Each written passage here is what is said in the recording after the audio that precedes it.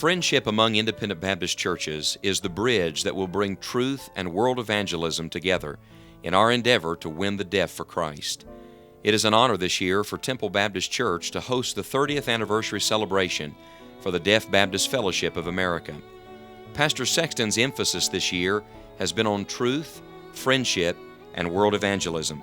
Throughout the history of the Lord's work, important friendships emerged that had a tremendous impact on the world as we know it. The following is the story of friendship and world evangelism.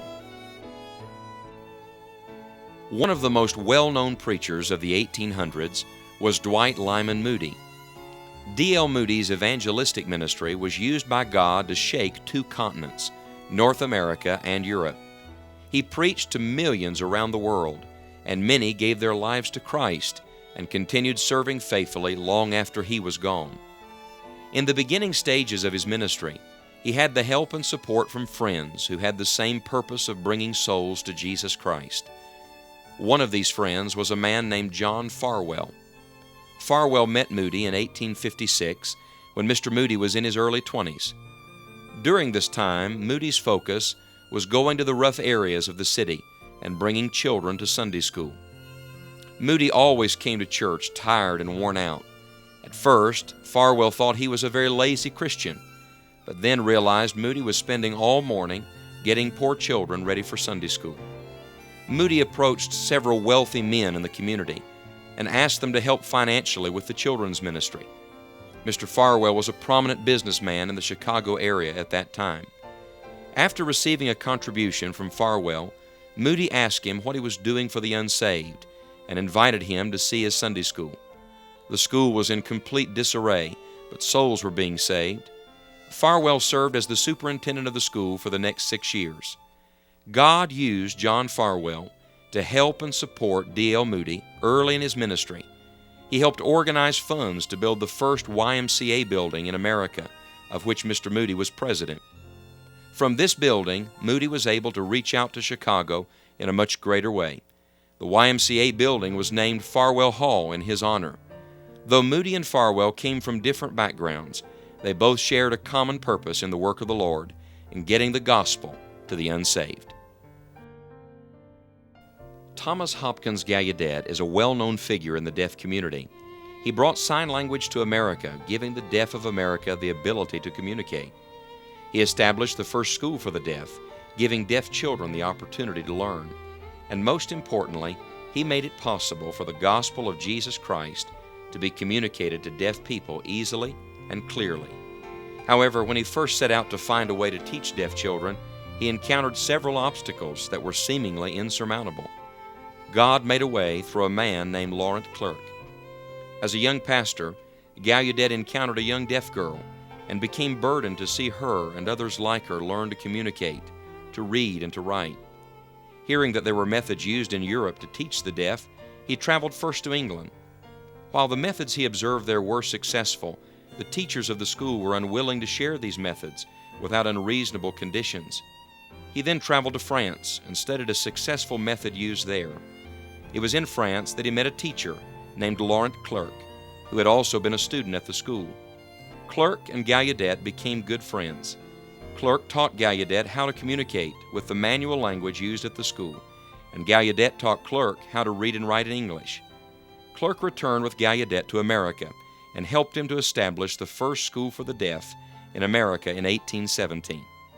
Clerc continued to help Gallaudet gain public, legislative, and financial support for the school for the deaf and taught in the school for many years to follow. It was through the vision and burden of Gallaudet and through the knowledge and training of Clerc and the friendship of them both that God made a way for generations of deaf people in America to learn to understand and communicate the gospel. And it is through the continuing work of so many deaf Americans that this same opportunity has been made possible for deaf around the world. Evangelist Bob Jones Sr. was born in 1883 to a farming family in Alabama. He was the son of a Baptist mother and Methodist father. Bob Jones was saved at the age of 11 and immediately began preaching to anyone who would listen. By the age of 12, he was the Sunday school superintendent of his local church, where he would gather boys and girls together and preach. By the age of 15, he was ordained as a minister of the gospel.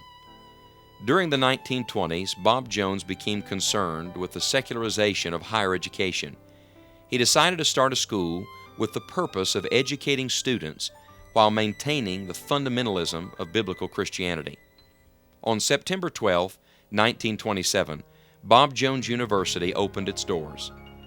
During the final stages of planning for the college, Bob Jones met John Mack, the president of a thriving corporation.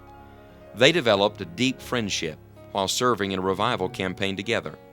Mack was impressed by Bob Jones Sr. and developed a great burden for the college. He realized that his material wealth was a way in which God was enabling him to accomplish the Lord's work. John Mack continued his friendship with Bob Jones Sr. and Bob Jones University. Shortly before Mack's death in 1940, Mack told Jones, "Construct your buildings and send me the bill." This spirit of friendship allowed the cause of Christianity and fundamentalism to flourish in our nation. Martin Luther is called the father of the Reformation. He was known for his debates with the Catholic Church and is the writer of the well-known hymn, "A Mighty Fortress is Our God." From his work and struggle, the Bible was finally made available to everyone, and Bible light began to replace spiritual darkness. Without the providence of God, none of these accomplishments could have happened. God did not just use Martin Luther to bring an end to the Dark Ages. He used many other men and women to help and protect Martin Luther. One of these friends was a man named Philip Melanchthon. Luther first met Melanchthon in 1518, just a few years after his own conversion and in the midst of transition in his public ministry. These men were friends at the university in Wittenberg, Germany. As Luther explained his theology to Melanchthon, Melanchthon taught Luther Greek and also convinced him to translate the Bible into German for the common people. In 1519, Luther engaged in a series of debates with Catholic theologians. During these debates, Melanchthon was at Luther's side, encouraging him, writing notes, citing Bible passages to aid in the debate. When Luther had to go into hiding after being excommunicated from the Catholic Church, Melanchthon took his place. After Luther's death, Melanchthon became the leader of the Protestant Reformation until his own death in 1560. Martin Luther was a man with a vision and a burden who was blessed by God to help change the course of church history around the world. This goal was accomplished through the aid of his good friend who was willing to stand in the gap. Philip Melanchthon serves as an example and a reminder that God uses men to accomplish His work, and that God uses groups of people working together in friendship to accomplish great things for His glory. J. Frank Norris was the famous Baptist pastor of the First Baptist Church of Fort Worth, Texas, and the Temple Baptist Church of Detroit, Michigan. At his side was a dear friend, Dr. Louis Ensminger. Dr. Ensminger helped to develop the Sunday school work in both locations, and their friendship became a tremendous advancement for the cause of Christ and the furtherance of the gospel. While both churches were under the pastorate of J. Frank Norris, it was the friendship of Dr. Ensminger which allowed the Holy Spirit to enlarge the work and influence of his pastor through these churches. At the zenith of their ministry together, the combined membership of these two churches was over 25,000 people.